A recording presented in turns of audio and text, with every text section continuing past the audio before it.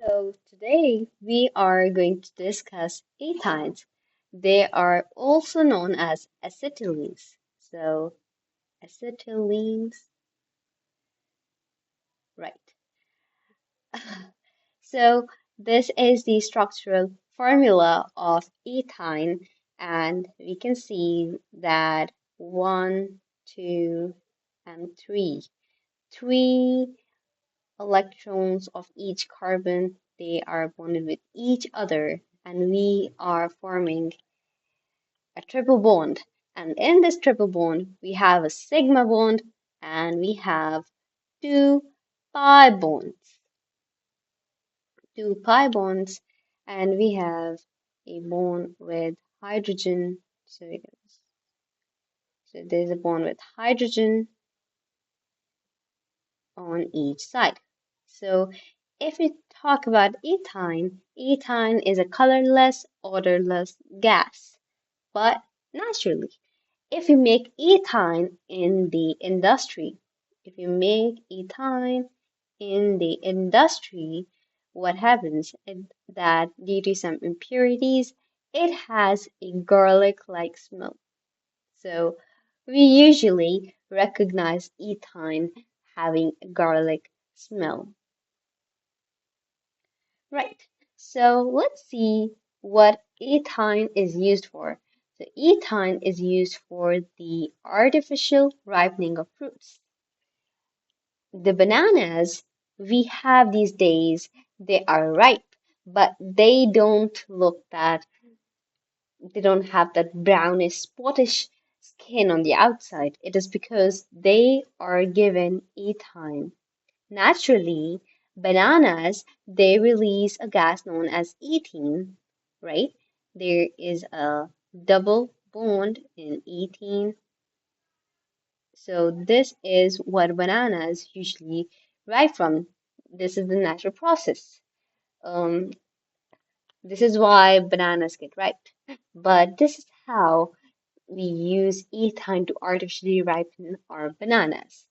Now, how will we use prepare this ethyne in the industry? Let's see. So over here we have calcium carbonate, CaCO3.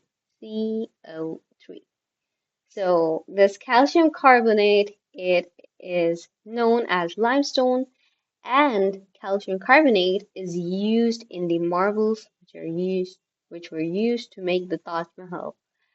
Now, this is decomposed into this powder-like substance known as calcium oxide.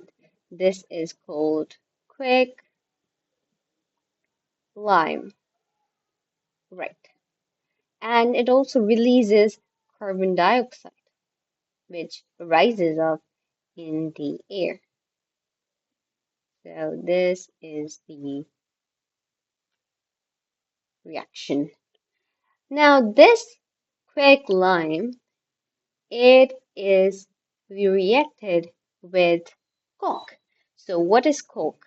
Coke is the remains which are left when we do the destructive distillation of petroleum.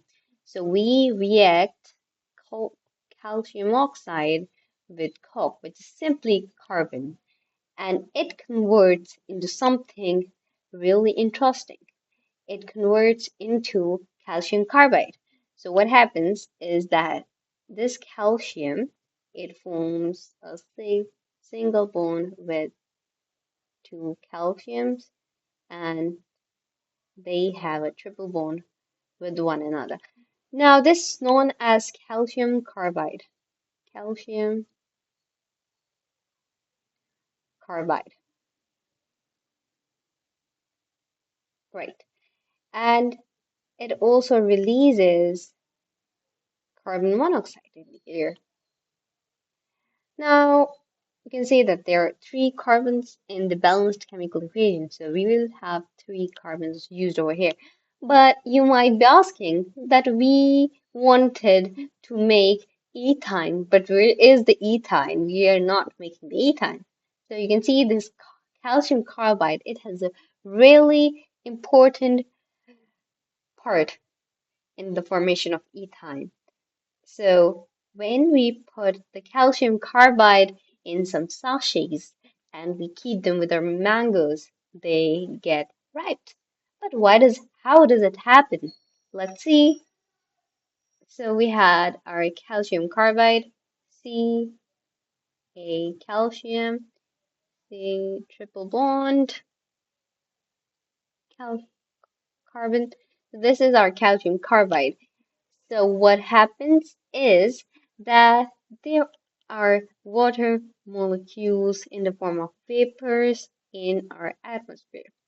So when they react with this calcium carbide, which is present in sachets, what happens is that it releases this ethyne, ethyne gas.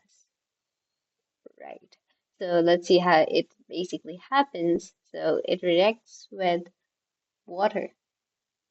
So we have opened the structure of water over here, and it basically reacts with water. Now, these this calcium it forms one with these OH ions, hydroxyl ions, and it forms CaOH2, which is calcium hydroxide. You can see it's this powder.